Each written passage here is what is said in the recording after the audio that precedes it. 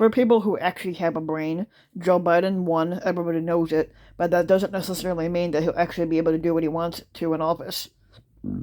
Unless the Democrats can get lucky and win both the Senate runoff elections in Georgia early next year. Biden will face a Republican majority in the Senate controlled by Moscow Mitch, who has routinely blocked the agenda of the last Democratic president, meaning Obama.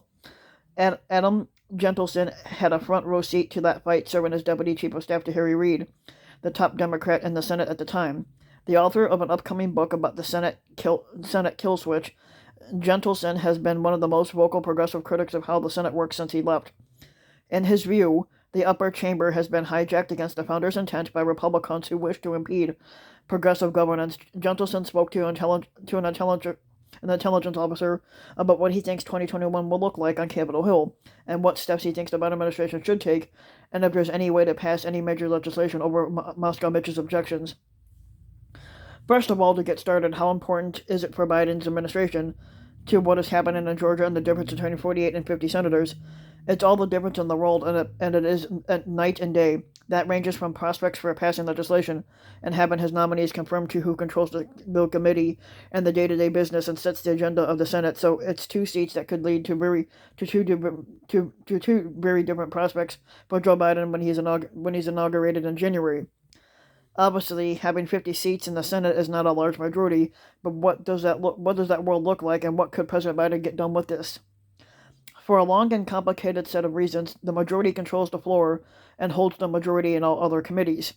So if Democrats win those two seats, even though it's the barest majority possible, the fact that they have the White House and the vice president as president of the Senate, it gives them the extra vote that gets them over into the simple majority. That means that instead of Moscow Mitch deciding what bill is on the floor every single day, it'll be Chuck Schumer in that decision seat. And it means that instead of Lindsey Graham or another dumbass Republican overseeing all of Biden's judicial picks, it will be a Democrat, apparently, to be named later. And that goes all the way down from Supreme Court picks to circuit and district court picks, so it's just a massive difference. But what if the Democrats don't win both races in Georgia, and how much more difficult does that make, and what's possible for President Biden to do with anything? Put it this way. If the House has passed the CARES Act, or if they pass a new COVID relief bill in similar fashion, if the Democrats have 50, they can bring it to the floor if they have 48. They're virtually powerless right now to get that bill to the floor. There are things that you can do through enforcing amendments and other things to try to force a vote on it, but fundamentally setting the agenda is usually powerful. So if they have 48, they're in a fundamentally reactive stance, and rather than being able to force McConnell to react to what they want to do, they have to react to what Moscow Mitch really wants. In terms of Moscow Mitch, there's been this talk of Biden's long-standing relationship with Moscow Mitch, having dealt with Moscow Mitch and being there when those negotiations were happening. How much is there actually to that, and what does that mean, if anything, for how the Senate would work under either scenario, because Moscow Mitch is such a key part. The political physics of the situation are very tricky, because if Democrats were in the majority, they would have leverage in every negotiation, because looming behind Biden's efforts to get Moscow Mitch, or to get Senate Republicans to support whatever he wanted to do, would be the threat of getting rid of the filibuster. If Democrats have a majority, no matter how small it could be, there's also a possibility that they could decide to get rid of the legislative filibuster to make it possible for them to pass things with the majority. I could go on and on and on about how that was actually the way the Senate was meant to be, because it is. That is indeed the way it operated for most of its existence, but that is a little bit far afield right now. My point is this. It's just a basic analysis of leverage.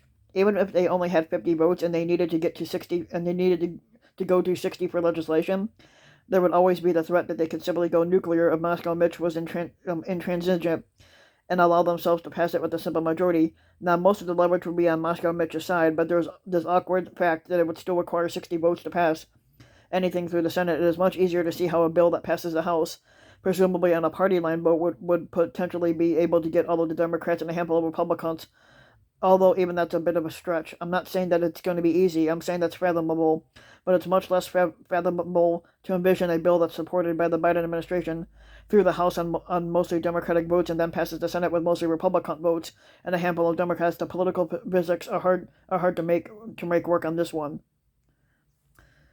How would Democrats approach things with Moscow Mitch in that situation in terms of how he reads the playing field and what's there to be done in the Republican majority Senate and how does it work at all?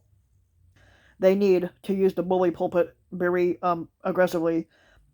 I think that there is a fundamental dynamic that could work in Democrats' favor here, which is what Biden is popular for, and the policies he's going to want to pass are also popular too. But Moscow Mitch is not a popular person; he never was, and he will be the only thing standing in the way of a popular president with popular policies. And it's hard to discuss hypotheticals here. All the hypotheticals are hard right now, but does that create enough public pressure to make Moscow Mitch completely cave? Only time will tell on this one. But it is equally hard to see how a bill that McConnell would support or Moscow Mitch would support would pass the House and be signed by Biden. So I think you've got to return to first principles here and develop your legislative strategy around those first principles. I think the most important first principle for Democrats here is that the president that's coming in is popular, and his policies are also popular, but Moscow Mitch is not. He will compound his unpopularity by blocking the popular policies of a popular president. Though I suppose the counter to this is that it wasn't the same dynamic that existed 10 years ago when Obama was president. Which this is true basically, except I think it's on a different scale. One of the different factors is the extent to which they validated Moscow Mitch and Senate Republicans as bipartisan then. The idea was that if you spend months trying to secure their cooperation and then that effort fails, then that this would demonstrate the Republicans were unreasonable. The reality, however, was that Republicans were able to use that time to demonstrate to reporters that they were operating in good faith, which they never really were. So when the negotiations failed and Democrats moved to blame Republicans, they looked like sore losers and the blame looked like a sour grapes. So I think part of the decision that needs to be made early on by the Biden administration and congressional Democrats is how much they choose to validate Senate Republicans. Every day you spend engaged in negotiations with them and allow them to pretend like they're negotiating in good faith, and it is a day that you're building up their stature as a good faith partisan negotiators now. I don't want to sound super cynical here and say they shouldn't listen to them, but they also can't be Pollyanna-ish here. They have to have in the forefront of their mind a mountain of evidence that currently exists and continues to build by that day, demonstrating that Republicans have no intent of acting in good faith and they're just going to do everything they can to stop Biden's political capital and try to build their own image as bipartisan deal-makers. I think the other thing that the Biden administration and Democrats need to be aware of is the extent to which they play is likely to work because, no offense, but reporters report on the story of the day, and they're not going to lead every story, and they're not going to talk about every story about Republicans' past record of obstruction. But Democrats can scream about it until they're blue in the face. But if they're out there engaging with Republicans, then they're demonstrating by their actions that they think Republicans may have changed their ways and are trying to act in good faith. And these are some strategic decisions that the Biden administration has to make. And there has to be an awareness of how much any effort to negotiate with Republicans serves Republicans' interests merely by the act of entering into negotiations with them. Every time that there is a big issue here, there's going to be some bipartisan gang of bipartisan senators that springs up. It's sort of become an iron rule now, and the press will become obsessed with that gang, and they will twist and turn off its meetings. Then, as the gang will most inevitably do, it will fail. Each side will have its own explanation as for why negotiations failed, and Republicans' explanation of why negotiations failed will get just as much attention and legitimacy as Democrats' explanation for why negotiations failed itself. So, from the point of view, it's almost a given that Moscow Mitch and Senate Republicans have never been negotiated in good faith. And yes, that's true, and I think that's important. It's hard for senators to accept this because they have personal relationships with these people, and they don't want to believe this about the people that they know and respect. But the problem is that it's not really up to the individuals in most of these cases. That is a hard thing for senators to accept because everybody operates in this great man or woman theory of politics that individuals will make courageous decisions that overcome great obstacles. But the more mundane reality is that most individuals operate in response to the larger incentive structure is that it is acting upon them. Even Republicans who demonstrate good faith in private are operating in a system that demands that they toe the line of their base. Their base is not going to want to see them cut deals with Biden, so even if during the negotiations they're struggling with this notion and struggling with the possibility of working with Democrats, and in private they seem like they really, really have a pretty good shot at coming around and being part of their field, At the end of the day, they're going to walk away because that is what's happening. At the end of the day, their political advisors are going to come and say, 45% of your voters don't want you cutting any deals, and if you cut this deal, you're opening up yourself to a primary challenge. Oh no, right? That's going to be the reality that exists. At this point in time, Joe Biden can get through a Republican-controlled Senate, even if his nominees can any of them get done at this point, or is this all a setup for trench warfare? Nominees are a relatively easy way for Republicans to demonstrate some reasonableness. I think what's likely to happen is that they will be able to do less than the bare minimum and allow some of those higher profile nominees to go through, and then they will reap the benefit of a wave of coverage that lulls them from being reasonable. Then they use that to try to rebuild their image a little bit. However, I think it's important to keep in mind that confirming cabinet nominees is a minimum, and letting a handful go through is not enough to prove that's operating in a good faith. I also think that these fights are probably going to be harder than people think, and I don't see a single nominee that I think is a lock so far. I think people will be surprised if there's any that Republicans decide to rally their opposition around. I think even the ones who got confirmed, the votes are likely to be relatively close.